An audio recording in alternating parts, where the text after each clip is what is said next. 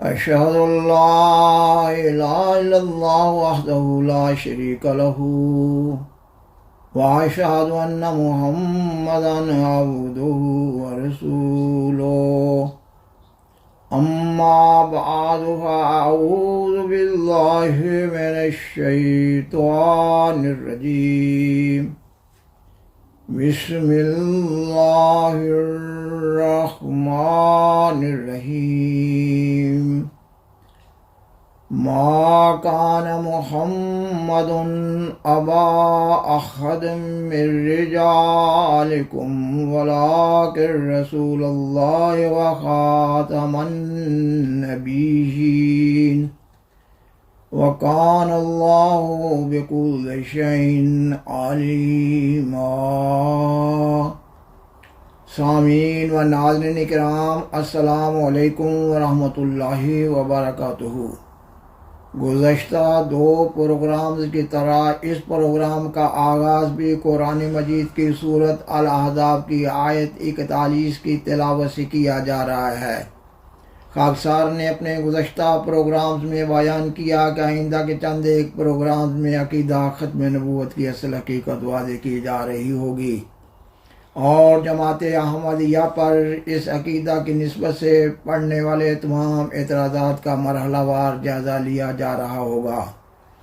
آج کا پروگرام عقیدہ ختم نبوت کی اصل حقیقت کے مضمون پر قسط نمبر 3 کے طور پر پیش کیا جا رہا ہے۔ سیدنا حضرت مرزا غلام احمد قادیانی امام مہدی و مسیح موعود علیہ السلام کا قرآن مجید،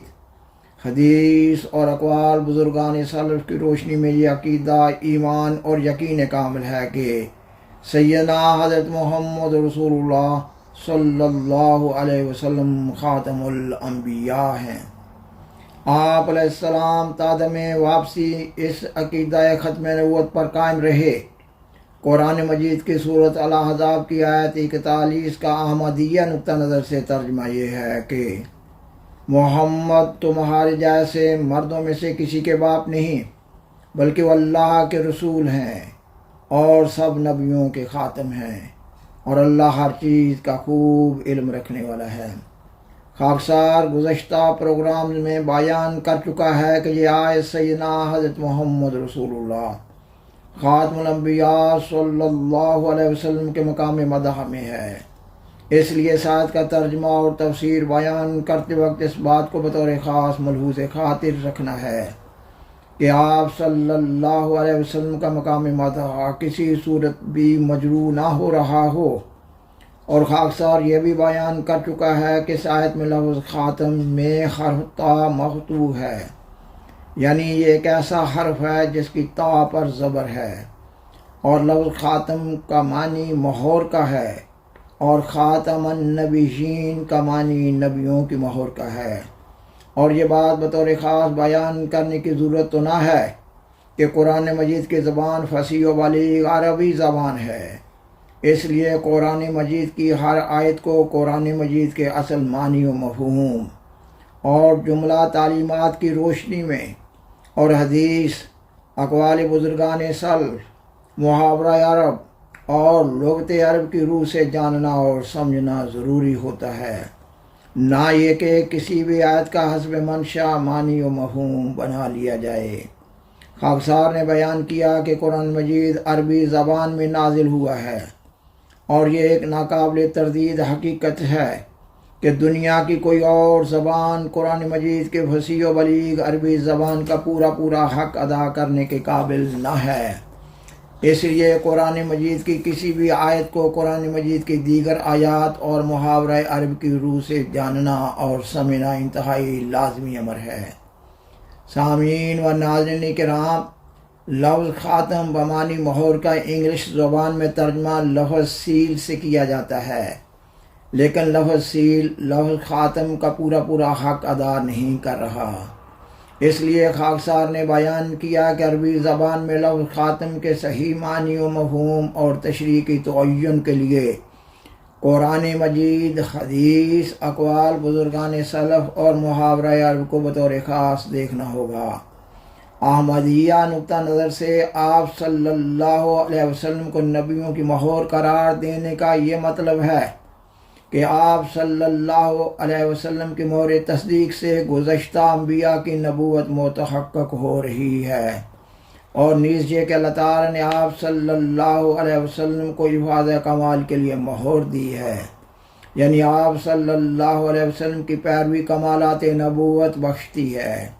آپ صلی اللہ علیہ وسلم کی بعثت سے پہلے نبیوں کے فیوز بند ہو گئے، اور آپ صلی اللہ علیہ وسلم کے فیوز قیامت تک جاری ہیں۔ الغرض عربی لفظ خاتم جب کسی جمع کے صیغہ کی طرف مضاف ہو تو اس کا معنی یہ ہوتا ہے کہ وہ ذات اپنی نوع میں اپنے انتہائی کمال کی حامل ہے۔ آپ صلی اللہ علیہ وسلم نے خود لفظ خاتم کو انہی معنوں میں اور اسی مفہوم میں استعمال کیا ہے۔ سیدنا حضرت محمد رسول اللہ خاتم الانبیاء صلی اللہ علیہ وسلم نے اپنے چچا حضرت عباس رضی اللہ تعالیٰ عنہ کو خاتم المہاجرین کا خطاب دیا۔ آپ صلی اللہ علیہ وسلم کے اس قول مبارک کا یہ مطلب تو نہیں ہے کہ آپ صلی اللہ علیہ وسلم کے چچا حضرت عباس رضی اللہ تعالیٰ عنہ کی ہجرت کے بعد امت محمدیہ میں ہجرت کا سلسلہ بند ہو گیا ہے، اور سیدنا حضرت محمد رسول اللہ خاتم الانبیاء صلی اللہ علیہ وسلم نے حضرت علی رضی اللہ تعالیٰ عنہ کو خاتم الاولیاء کا خطاب دیا۔ آپ صلی اللہ علیہ وسلم کے اس قول مبارک کا بھی یہ مطلب نہیں ہے کہ حضرت علی رضی اللہ تعالیٰ عنہ کے بعد امت محمدیہ میں ولایت کا سلسلہ بند ہو گیا ہے۔ تفسیر کی مشہور کتاب در منصور میں ام المومنین حضرت عائشہ صدیقہ رضی اللہ تعالیٰ عنہا کا یہ قول مبارک نقل ہوا ہے، یہ کہ قولوا انہ خاتم الانبیاء ولا تقولوا لا نبی بعدہ، یعنی اے لوگو آپ صلی اللہ علیہ وسلم کو خاتم الانبیاء تو کہو، مگر یہ نہ کہو کہ آپ صلی اللہ علیہ وسلم کے بعد کوئی نبی نہ ہوگا۔ اور در منصور میں ہی حضرت علی رضی اللہ تعالیٰ عنہ کا لفظ خاتم کے بارے میں ایک قول جو نقل ہوا ہے اس کا اردو ترجمہ پیش کیا جا رہا ہے۔ علامہ ابن الانباری نے ابو عبد الرحمن بن سلمی رضی اللہ تعالیٰ عنہ کے حوالے سے بیان کیا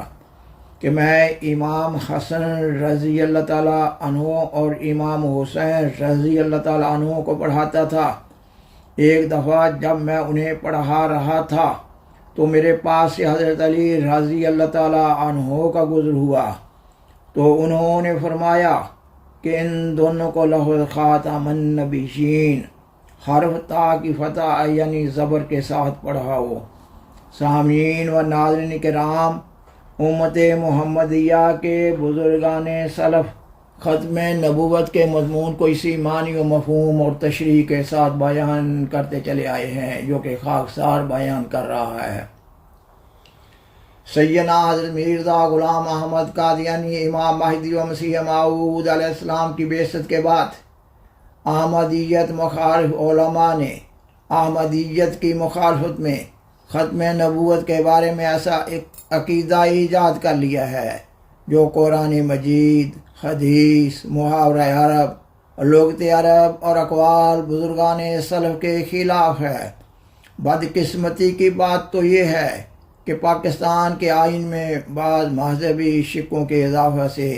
اس خود ساختہ عقیدہ کو تحفظ دیا گیا ہے۔ حقیقت تو یہ ہے کہ اس برے منصوبے کو اختیار کرنا جماعت احمدیہ کے علم کلام اور صداقت کے سامنے اعتراف شکست ہے، مگر حقیقت تو حقیقت ہی ہوتی ہے۔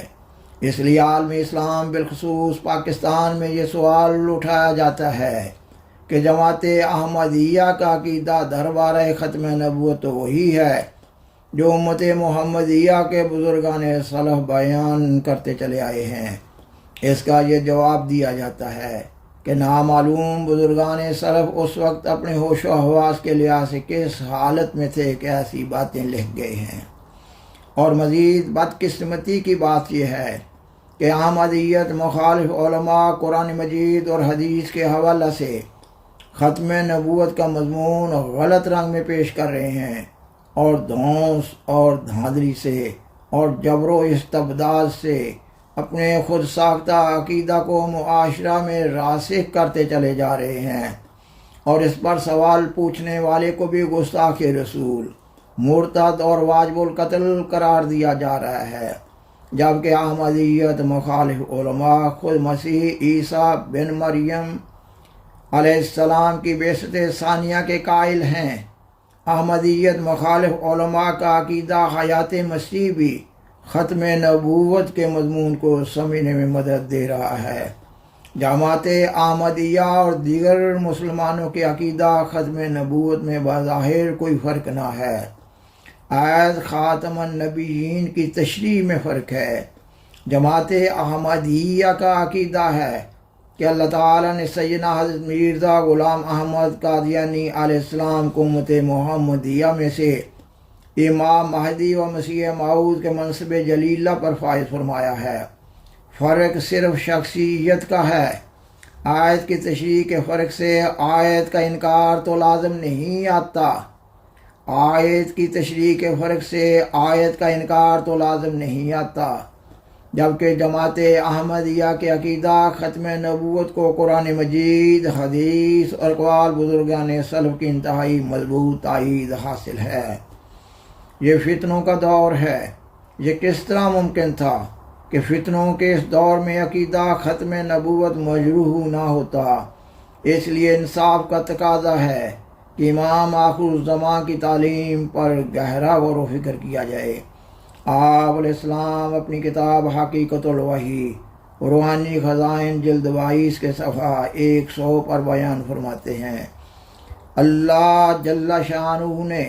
حضرت صلی اللہ علیہ وسلم کو صاحب خاتم بنایا،